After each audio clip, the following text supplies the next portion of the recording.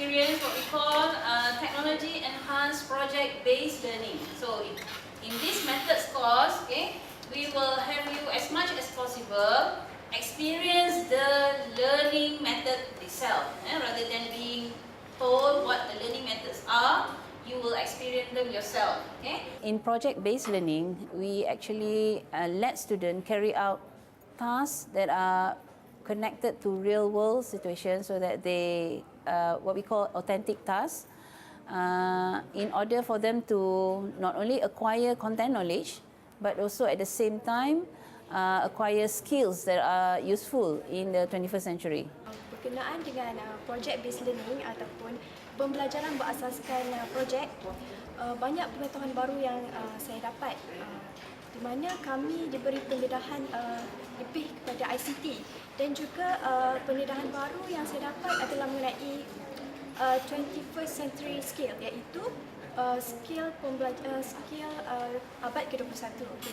Contohnya seperti creativity and innovation, communication and collaboration, critical thinking and problem solving.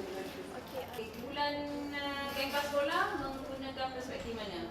Setakat ni kami menggunakan untuk questionnaire kami adalah government, tapi dalam sekarang setiap individu mempunyai pandangan yang masing-masing. Pandangan pihak publik sendiri yang kurang kesedaran berkaitan dengan nuklear energi.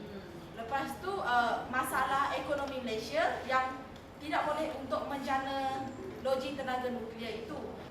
Di situ adalah persoalannya. Kalau kami nak pro dan kalau kami nak against tentang tenaga nuklear itu. Jadinya sekarang ni pun kami tengah pening-pening antara ahli bulan untuk membincangkan sama ada kami nak pro ataupun against, sebab terlampau banyak fakta. Dia ni cakap macam ni, dia ni cakap macam ni. Jadinya tunggulah macam mana perbincangan kami nanti untuk yang seterusnya. Baik, pertama sekali kami telah mengedarkan borang soal sedikit. Kami di perspektif government, maknanya ada banyak aspek yang kami perlu. Jadi sebelum kita mula, mungkin kita nak ambil, kita nak poll dulu, nak tinjau dulu. Adakah soalannya relevankah tenaga nuklear di Malaysia?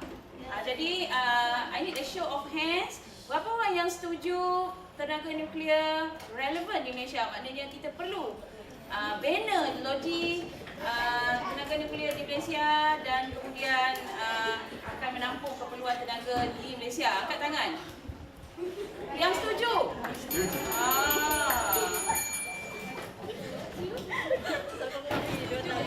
Memulakan arena pendebatan hari ini, dunia telah mengalami satu krisis energi, krisis tenaga. Ini pernyataan daripada Peter Terzakian, Ketua Penganalisis Ekonomi Tenaga DRC Financial Corporation.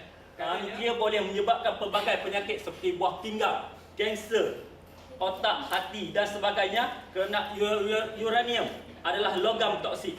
Dalam kelas based learning ni, macam-macam ilmu yang telah saya pelajari lah. Antaranya, saya sebelum ni saya tak kerti buat blog lah, atau buat blog. Dalam base kelas ni, saya boleh buat blog, saya boleh explore macam-macam benda.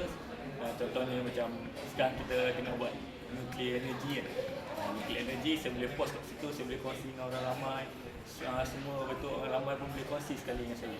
Hadirin yang dikasihi, majlis diteruskan lagi dengan ucapan alu-aluan oleh pengarah program Seminar Malaysia dan Nuklear oleh Saudara Muhammad Hafiz bin Madzin. Selaku pengarah program, saya berpendapat bahawa program seumpama ini dapat mengeratkan tali persaudaraan antara ahli yang terlibat.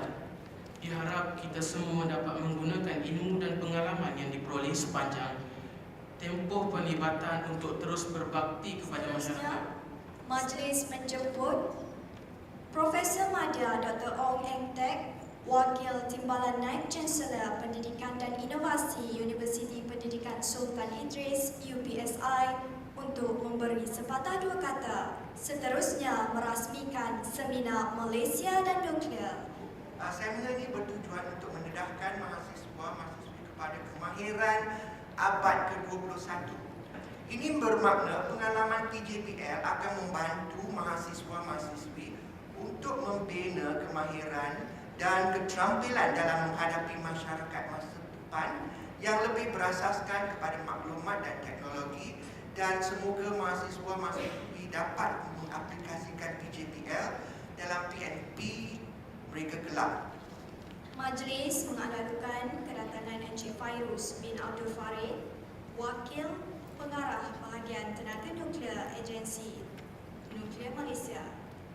Jadi neutron yang terbebas akan menghentam uranium 235, itu bahan api yang Jadi lepas kita bandingkan semua ni, jadi kenapa nuklear? So faktor utama yang boleh kita kaitkan adalah uranium menghasilkan tenaga haba yang sangat tinggi untuk kuantiti yang kecil. Kalau kita nak bina nuklear itu sekarang, kita boleh tengok yang mesti kita akan mempertikaikan dekat Chernobyl apa berlaku. Kalau kita nak overcome masalah dekat Chernobyl tu, apa kita kena buat? Dengan segala hormatnya menjemput Encik Muhammad Fairuz bin Abdul Farid, Wakil Pengarah Bahagian Tenaga Nuklear Agensi Nuklear Malaysia